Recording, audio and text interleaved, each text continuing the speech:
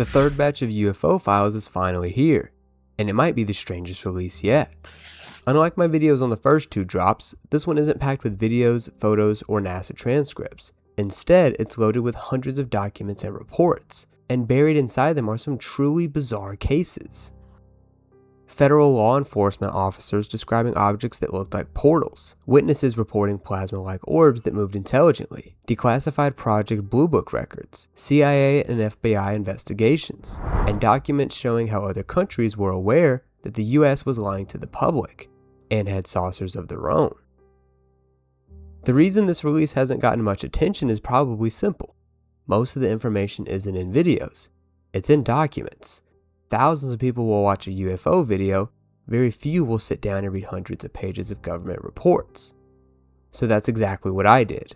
I spent hours going through the files so you don't have to, and in this video we're going to break down the most interesting cases, and what this latest release tells us about how governments have been studying UFOs for decades. First, we'll discuss the only 3 videos that were released. This first video is of a red orb, which the witness described as brilliant and beautiful, and that she had never seen anything that color of red before. Inside the orb, she describes what looks like a white plasma sun about the size of a basketball.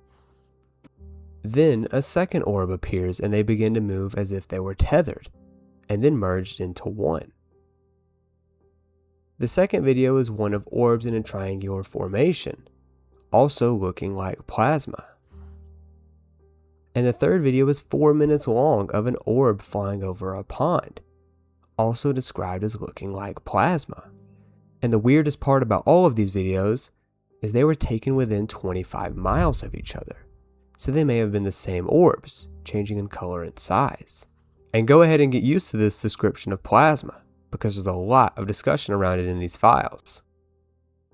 Potentially the most interesting sighting in this release describes a reported incident near a sensitive national security site somewhere in the western United States by federal law enforcement officers. There were 3 different incidents over a 2-night period in October 2023. Around sunset, one of the officers observed a bright circular orb in the sky that slowly grew brighter. Inside it appeared to be a smaller red orb-like light. 3 to 4 red lights emerged from the object and instantly accelerated into a smooth horizontal formation, and then the original orb faded out. Over the next 30 minutes, the entire process repeated 5 separate times, and was confirmed by other federal law enforcement officers in the surrounding areas, from multiple different locations and angles. In their statements to AARO, the witnesses said they could describe it as only like a portal, or biological division, like it was all connected, intelligent, and alive. And that was only the first incident. 2 orb-like lights were seen in an alley and appeared to match the description of vehicle headlights. Within 15 minutes, a row of red lights were seen hovering over the horizon in a triangular formation and covering the area of a football field. The orbs in the alley began pulsating.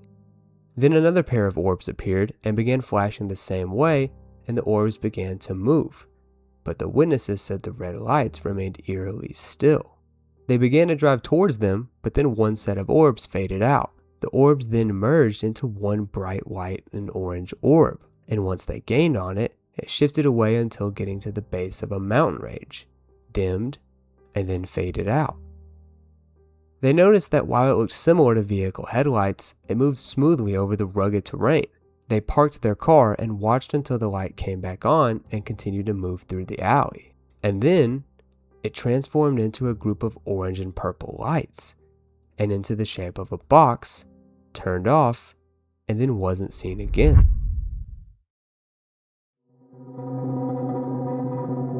The third and final incident was of an orb sitting on the road, described as similar to a vehicle headlight, but was brighter and larger. As they drove towards it, it was moving away from them, and was clearly only one light. It was gliding smoothly and didn't follow the road. It would dim out, reappear as a red light, and then transition back to the bright orb. They accelerated to nearly 80 miles an hour, but still couldn't close the distance. And then the orb transitioned into a bright orange light disc, and glided onto the side of the road. Once the witnesses got up to it, a semi-truck came speeding around the corner, and once it passed, the disc was gone. The witnesses described the orb as highly reactive to them, as if it was intelligent and alive. In his report to AARO, the witness mentions a video he took, but that it didn't capture the sighting, only caught their reactions, and hasn't been declassified. But the sightings themselves aren't the most interesting part. It's what AARO concluded after reviewing them. AARO ruled out military aircraft, UAVs, meteors, space-based phenomena such as stars, planets, and satellites, and confirmed there were no atmospheric anomalies. But they did find two possible explanations. The first explanation was that it could have been US military capability. AARO stated that the characteristics of the described orbs align with those of certain US military technologies, but that they couldn't confirm if those technologies were present at the time and place of the incident. The second explanation was flares. Now this one is much weaker, and AARO themselves said this was in low confidence. At first, the witnesses said they were trained in spotting flares and the description didn't match, but flight logs confirmed military aircraft were in the area, equipped with and deployed flares, and that the morphology and behavior of the phenomena aligned with known characteristics of certain military flares. Now make of that what you will, that military flares apparently change colors, brightness, moved through roads, alleys, and mountain ranges, and would disappear and reappear. They also confirmed that there would have been no flares dropped on the line of sight of the witnesses, and red lights floating in the air for hours doesn't match any known flare capabilities, so that explanation doesn't quite hold up. Now they don't disclose the location of these incidents other than saying it was the Southwestern United States, which includes places like New Mexico, Arizona, and Utah, all known for having scientific anomalies such as Skinwalker Ranch and Native American stories of portals, with tribes making rock formations to signify the location of a portal. Another unexplained AARO document discussed a Colorado UFO, with 4 witnesses being U.S. Army intelligence officers. They described the UFO as potato-shaped, a creamy color, made up of what can best be described as articulating fish scales that were non-symmetrical, non-overlapping, and irregular shaped. They stared at the object for 2 minutes and then said it cloaked. It had no shadow and it didn't fly off, just disappeared. AARO provided another low-confident explanation, stating it could be backscattering. This is the process of sunlight reflecting off of snow and reflecting upwards. AARO provided no other explanation, confirmed no aircraft or balloons were in the vicinity, and that they still consider it unresolved to this day. There's also a 1958 military report that mentioned a message from space. The document says the space message and transmitter were destroyed, and it says that their answer was extraordinarily non-committal, evasive, and that they didn't expect the answer to be accepted. There is one single worthwhile NASA declassification involving astronaut Gordon Cooper. He was known for being outspoken about the possibility of UFOs throughout his whole life, and claims they visited Earth and that the government has proof. And until a few weeks ago, this audio was classified. Gordo, you expressed interest at one time in unidentified flying objects, the feeling that there might be something to all these stories. Do you still feel that way? Well, I feel that there have been a large number of fairly well qualified, or exceptionally well qualified, I should say, people who have seen objects that have not had any really logical explanation other than this.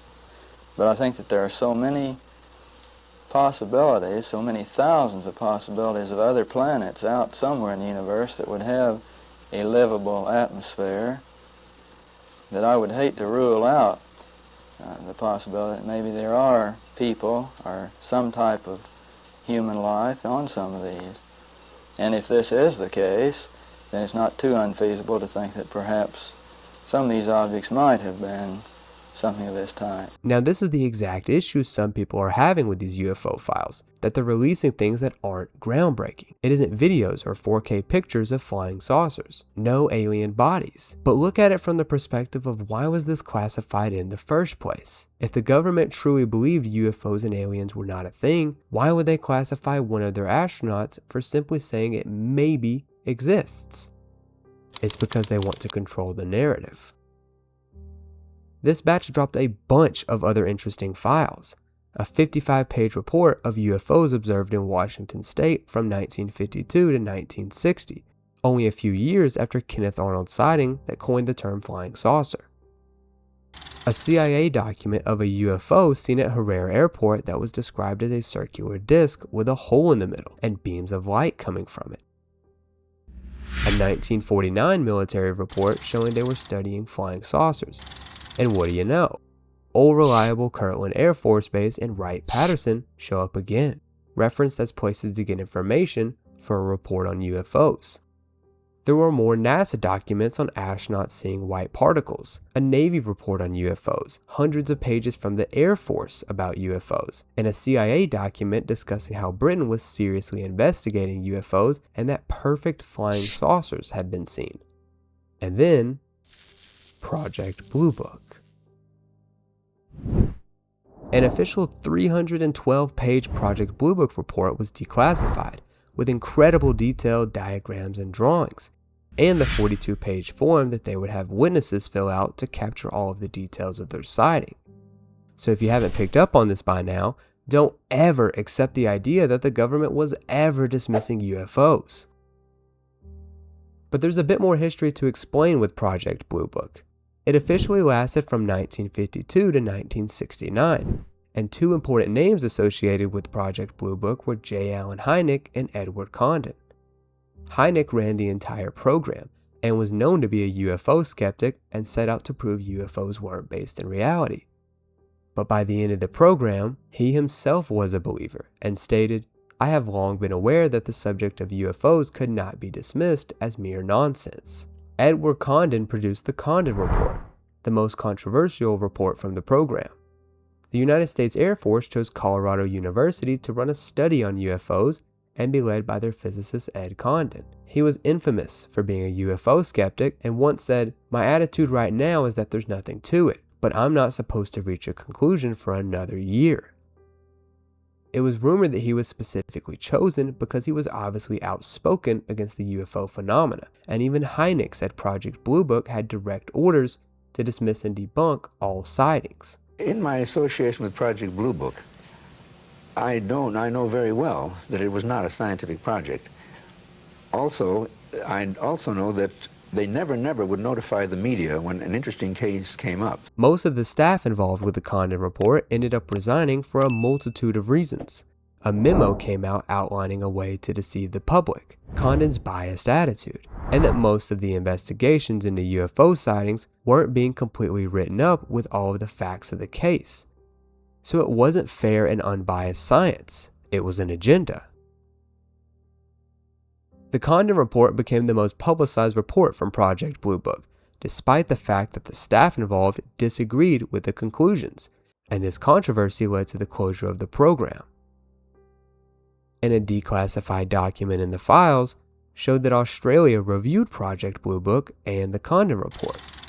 For the entire program, they concluded that as the reliability of the sightings increased, so did how often they were categorized as unknown. They also pointed out intel about the Canadian Avro Saucer, and that they had high confidence that the US funded projects for this and had some that were deployed. Australia noted the US's heavy funding and research into antigravity, and how it was so unconventional and not backed by any known science that the US must have had something to cause them to believe it was real, and that by 1966, the US had 46 separate projects working on antigravity. It also mentions specific universities and names of individuals involved with this, and mentions institutions such as MIT, which I discussed that connection in my video on Ning Lee, the Alabama anti-gravity scientist that disappeared.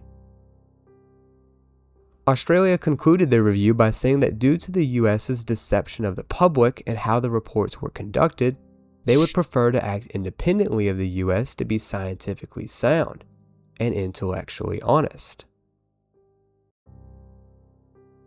So this third drop of files didn't have crystal clear footage of flying saucers or alien bodies, but it left a lot of smoking guns. FBI reports, CIA assessments, NASA audio recordings, Navy and Air Force investigations, documents from governments all around the world, all discussing, investigating, and confirming the reality of the UFO phenomenon. Some reports seem to match the description of UFOs and portals. Others revealed the government's history of deceiving the public, and other countries being aware of it. However you want to look at these files, you should have at least one takeaway. The phenomenon is real, and has been taken seriously by countries all around the world for almost a century. Real enough that governments, intelligence agencies, astronauts, and scientists have spent nearly a century investigating it. And after discussing the files in this video, it shows it's still evading our understanding to this day.